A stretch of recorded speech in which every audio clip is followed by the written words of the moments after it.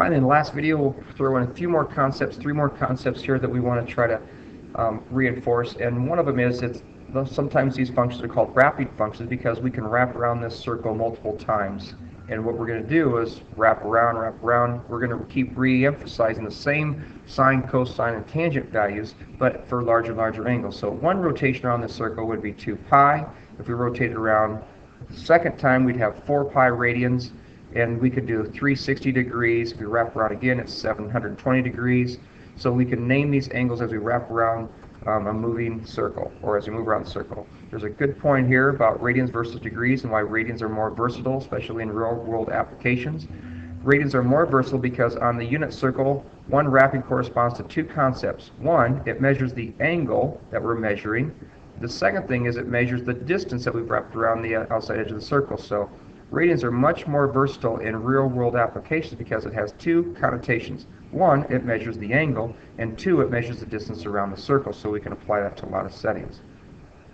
Now, the wrapping function is also called, and sine and cosine are called periodic functions because as you wrap around this circle, they start repeating some of their trig values. So as we wrap around here, and we start with, at the positive x-axis, as we wrap around one rotation, the x values, which are a correlation to the cosine values, start at 1, they go to 0, they come back to a -1, then they come back to a 0, then back to 1. If we keep rotating around the circles, they'll repeat those same values. That's called periodic. Now, cosine is periodic on one wrapping of the function, so we call that its period is 2 pi. So what you see is this little notation here, the cosine of t, whatever your original angle is, plus the wraparound angle, is exactly the same as the cosine of t, which means we can wrap around, we'll be at the same location, our cosine value will be the same for one complete rotation. That concept is the same for sine. I'm not going to repeat all that stuff, but the same values and same logic I gave for cosine also works for sine. It is periodic, and it's periodic with a period of 2 pi as well. The other thing that we're going to look at is a tangent. The tangent, it repeats its values after every pi units, not every 2 pi units. So tangent has a period value that is half the length of sine and cosine. Tangent repeats all of its values with just half of a term. So from 0 to pi units, you'll get all of the values of tangent that you can possibly have. Other than that, once you get down in the 3rd and 4th quadrants, there'll be repeats of the trig values for tangent in the 1st and 2nd.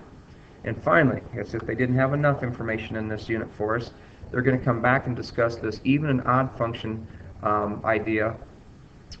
Only we're going to look at even and odd functions, the trig functions. So we've got some trig functions, sine, cosine, and tangent. Some of these are even and some of them are odd. If we can recall back from the previous lesson, if it was an even function, then for every even function, what we can do, and f is just a general, generic function, if f at a negative x is equal to f at a positive x, so for even functions, a negative input and a positive input give you the same values, then it's called an even function. Well, cosine is an even function because it doesn't matter if you put in a positive angle or a negative angle. If I go with a positive 30-degree angle, or we go with a negative 30-degree angle, those outputs are going to be the same. Your cosine values are going to be the exact same values. We're going to reflect them across the x-axis, and the x's are both going to be the same value. They're both a positive value here. Or you could reflect it across the x-axis in the 2nd and 3rd quadrant. But the x values are going to be the same, they're just both going to be negative. So because the cosine of the negative angle is the same as the cosine of the positive angle, it's said to be an even function. Now, on the other hand, if it's an odd function, odd functions have the opposite characteristic. So if it's an odd function, then if you take the value at a negative input, it is equal to the opposite of the value of a positive input. So these have the opposite behavior. You put in a negative input, it'll give you the opposite value of a positive input. So those are odd functions. Sine and tangent are both odd functions. If you take the same relationship I had before, a 30-degree angle, the sine value up here is a half. For our sines, we're only looking at the y values. If we reflect it across the x-axis and we have a 30-degree reference angle in the 4th quadrant, we could say that's a negative 30-degree angle. The difference would be that now we are down a half a unit, so your y value would be a negative half. So your output would be the opposite value as a positive input. That's even and odd, just in a quick nutshell. We're supposed to use whatever we've learned so far to help us find this exact value of each one. Now these are wrapping functions, so what they're talking about on these that are different is we're going to be wrapping around our circle multiple times. So when we deal with radians, I'm going to give you another strategy here of doing these. When you rotate around half a turn, that is pi. But if you go around a full turn, that is 2 pi. So what we want to get up to, we got 13 pi fourths. So 13 over 4 goes into 13 3 times. So that's 3 pi plus, and then we're going to have 1 pi left over. And that would be 13 fourths. Okay, so if you don't like that analogy, what we can do is we can break it up and say, let's get common denominators. If I make this a 4, that makes this 4 times 3 or 12, and 12 pi plus pi is 13 pi. There's other ways of doing that as well, but here's what I want to try to focus in on. I go 3 pi plus another pi fourths to figure out where I end up. So 3 pi means I go 1 pi, 2 pi, 3 pi. That's where I'd land if I was at 3 pi, but I got to go another pi fourths beyond that. So if we go another, try doing this again, this is 1 pi, 2 pi, 3 pi, then another pi fourths beyond that. That means we have a 45-degree angle in this third quadrant. So this is the point that we're trying to find. We're trying to find the sine value, which means we're really only concerned about the y value, that ordered pair. Draw our reference triangle and our reference angle. That's a 45-degree angle, or pi fourths.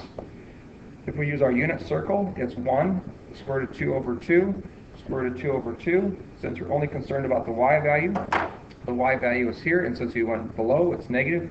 If we wanted the x, that'd be negative, but it's a negative square root of 2 over 2. And the sine value of that value then is a negative square root of 2 over 2.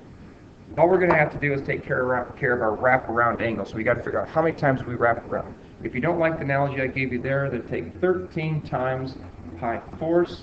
13 pi fourths is 13 45s, and that's easier. You can take 13 times 45 and figure out how many degrees it is. I'd like you to get out of that crutch and get into the idea of using radians. Okay, the next one is a negative 4 pi thirds. So to get a negative 4 pi thirds, I'm thinking of this as 3 pi thirds, then another pi thirds. This is a rotation of pi, then we got another plus pi thirds. And since we're going a negative direction, I start on the positive x-axis. Now we're going to rotate, first of all, 1 pi unit, then another pi thirds. So that puts us pi thirds up in the second quadrant. Draw the reference angle. We've gone pi thirds beyond our pi, so our reference angle is pi thirds. Pi thirds is the same thing as a 60-degree angle, and they're asking us for the cosine. Now the cosine is only interested in harvesting or grabbing the x value. So if we have a 60-degree angle, the side that is opposite is the square root of 3, the side adjacent is 1. If I want to make this a unit circle, then I divide by 2. So then the cosine value, since I'm only interested in that, is a negative half, since you want to the left. So this one is a negative half. And then I think our final one here is a tangent of 15 pi 6. And 15 pi 6, I know I got some complete rotations because 6 goes into 15 2 times. So I want to write this as 12 pi 6, which is 2 pi, then plus another 3 pi 6.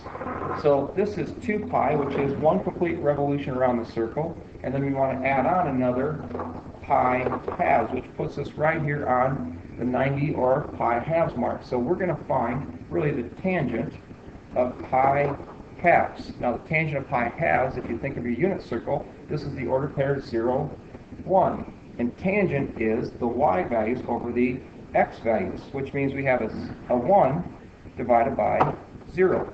And 1 divided by 0 is undefined. So in this problem, we have an undefined value. So really nothing different. You just got to figure out how many times you wrap around the circle, or what portion of wraparounds you have, and then you have to modify your values from there.